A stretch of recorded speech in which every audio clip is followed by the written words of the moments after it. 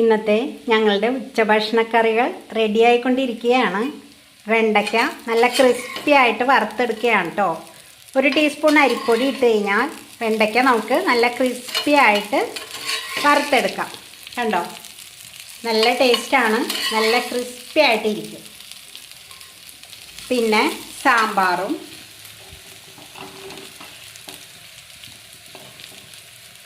പിന്നെ അച്ചിങ്ങ ഉലത്തിയത്, ഇതൊക്കെയാണ് നമ്മുടെ ഇന്നത്തെ ഉച്ചഭക്ഷണ കറികൾ.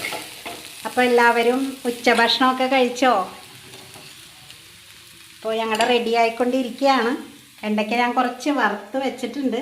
കണ്ടോ, നല്ല ടേസ്റ്റാണ് കേട്ടോ. ഇങ്ങനെ 1 ടീസ്പൂൺ അരിപ്പൊടിയും കൂടി ഇട്ട് കുഴച്ച്, മുളക് പൊടി, മഞ്ഞൾപ്പൊടി, ഉപ്പ്, 1 ടീസ്പൂൺ അരിപ്പൊടി ഇട്ട് കുഴച്ച് ഇങ്ങനെ കുറച്ച് വെളിച്ചെണ്ണ ഒഴിച്ച് വറുത്തെടുക്കാം കേട്ടോ.